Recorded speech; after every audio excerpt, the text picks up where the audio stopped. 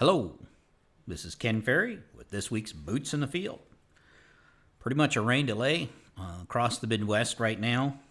We got upwards of 6-7 here at the office, all the way to 3 inches coming in from reports, all the way to the guys up in north central Iowa. Took on 6 inches up there. Talked with Joe up there. He says they're about a third to half done with the beans up there in north central Iowa, in the high 40s to low 60s. Really nothing going on from the corn side itself.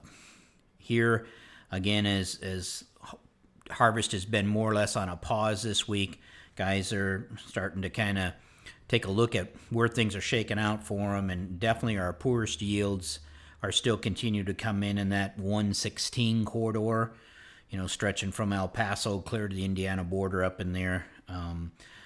Again, bean yields in the 40-45 bushel range here in farm field averages in that 150-180 on the corn. We're just south of that. Well, by the time you get to Highway 24, things are in pretty good shape.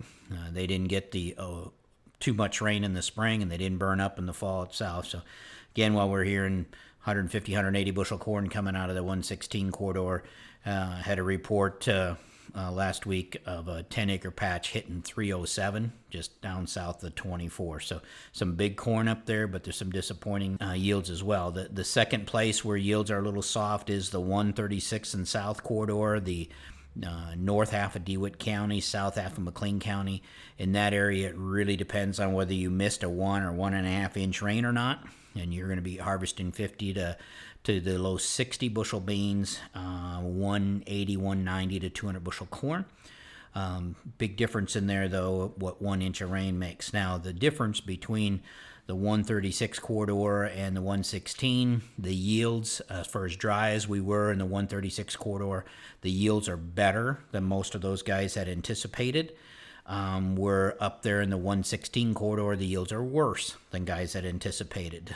Between both water damage and drought damage, it's kind of taken its toll itself. As we're getting reports in, guys, looking it over again, we are experiencing a dip in corn yields that were planted in that bad week in April.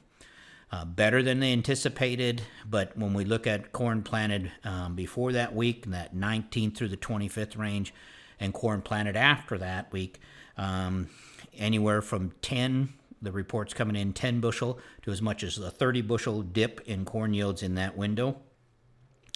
We're also looking at yield maps in the dry area, and as we had talked about in an earlier podcast, you're seeing the scorched effects on the south and west borders of the field, and we believe that's due to the high ET rates that we're dealing with, and that's a south and west border that was up against soybeans or open area, let's say a highway or something like that, where the ET rates got high, and the yield map showing a 30 to 60 bushel hit on those outside rounds where we saw that scorched corn over a month and a half ago.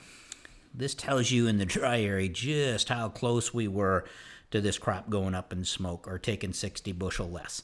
We just barely made it from an ET standpoint as far as water supply in those dry areas itself.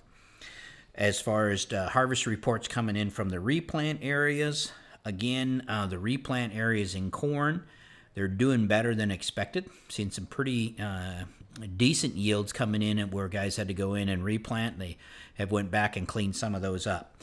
Where we interplanted corn into it, some pretty discouraging reports coming in there, trying to thicken the corn stands up, just didn't work this year. Haven't seen much of the replant beans as far as that goes yet, and that'll be coming. Getting a number of reports as I talk to different individuals about elevators backing up across the country, and I guess it relates back to barge problems on the Mississippi due to low water, getting it drained out, as well as elevators that are becoming full. And some discouraging thoughts of sitting in line waiting to get unloaded or not even allowed to unload because the elevator's not open.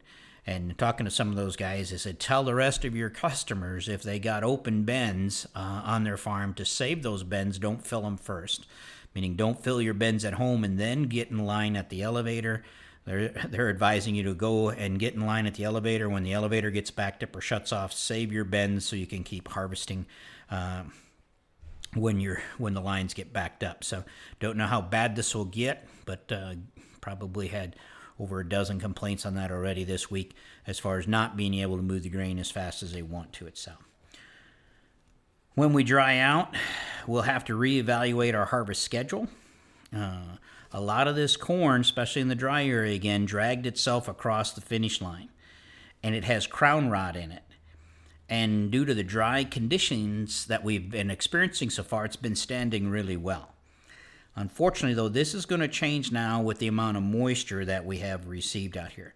So you're going to have to go back to doing your push test now that when we get back in the field to decide how standability is going to hold up.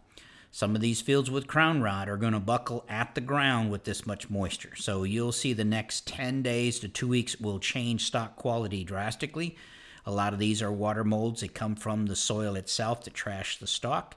As long as the soil was dry, we were in good shape. That will change out here as far as standability in the stalk. We don't care if the top breaks out of the stalk, but if the bottom goes to crap on us and the thing tips over, it's going to be hard to pick it up. So as you get back rolling again, think about which fields need to come out first and put them on the schedule in order of standability. As we get back in the beans as well, with this much moisture, some of these varieties are going to want to pop open and put beans on the ground.